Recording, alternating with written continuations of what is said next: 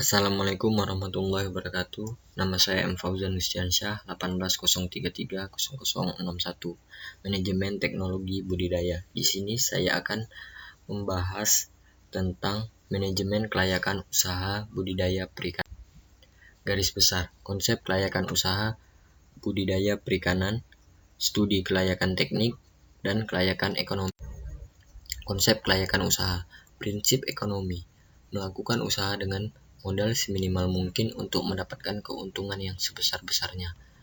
Di dalam usaha, tentu kita memikirkan tentang modal seminimal mungkin dan untung yang sebesar-besarnya. 2. Tujuan pelaku usaha, memperoleh keuntungan atau profit agar usaha dapat terus berkembang. Ya, tentu saja kita memikirkan keuntungan untuk mengembangkan usaha yang kita jalankan. 3. Modal usaha, biaya yang dikeluarkan selama 1 tahun produksi yang terdiri atas biaya tetap dan biaya tidak. Analisis kelayakan usaha, kegiatan untuk menilai sejauh mana manfaat yang dapat diperoleh dalam melaksanakan usaha. Tujuan analisis kelayakan usaha untuk mengetahui layak atau tidak layaknya suatu usaha yang kita jalankan. Faktor pendukung usaha budidaya perikanan ini sangat penting untuk kita. A. Teknis, lingkungan, kualitas air dan tanah. Sebelum kita melakukan usaha di bidang perikanan, kita harus memikirkan tempat yang ingin kita mulai usaha. Kita harus memikirkan kualitas air dan tanah yang bagus untuk melanjutkan atau membuat usaha di bidang perikanan. Besarnya permintaan produk. Besarnya permintaan produk ini bisa menjadi pedoman kita untuk melakukan suatu usaha di bidang perikanan. Saluran pemasaran. Saluran pemasaran biasanya dari pembudidaya ke pedagang-pedagang atau ke rumah makan, restoran, atau pasar-pasar. Keuangan ini sangat penting agar suatu usaha yang kita jalankan bisa terkontrol dan lancar hingga pemanenan.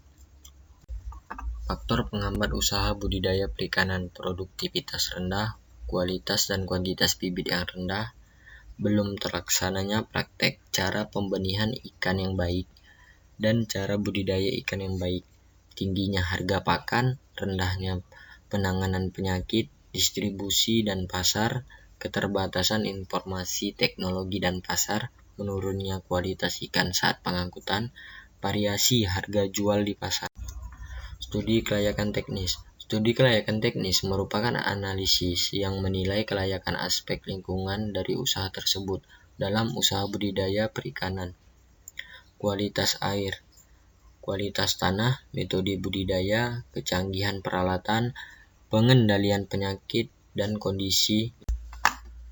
Studi kelayakan ekonomis atau finansial merupakan analisis kelayakan yang melihat dari sudut pandang pemilik usaha, yakni perbandingan antara hasil penerimaan atau penjualan kotor dengan jumlah biaya usaha. Kriteria kelayakan usaha, Net Present Value atau NPV, Internal Rate Return atau IRR, Benefit Cost Ratio B/C Ratio, Payback Period atau PP, Profitable Index atau PI, Break Even Point atau BEP.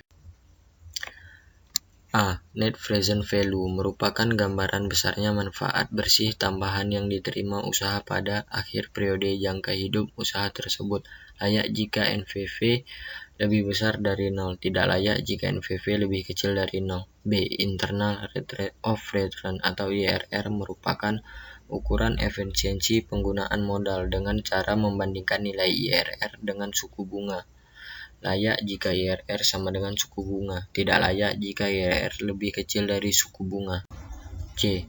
Net Benefit Per Cost atau Net B per Cost merupakan suatu analisa yang membandingkan keuntungan terhadap biaya.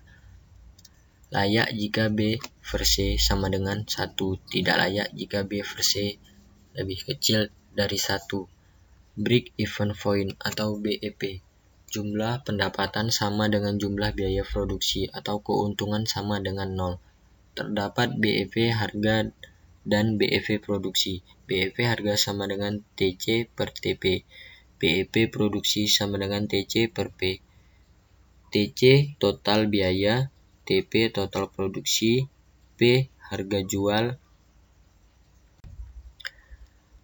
Analisis payback period atau PP, layaknya waktu yang dibutuhkan untuk mengembalikan biaya investasi yang telah dikeluarkan oleh perusahaan. F. Profitability Index, perbandingan jumlah seluruh present value net atau PVN dengan biaya investasi yang dikeluarkan. Sekian dan terima kasih. Wassalamualaikum warahmatullahi wabarakatuh.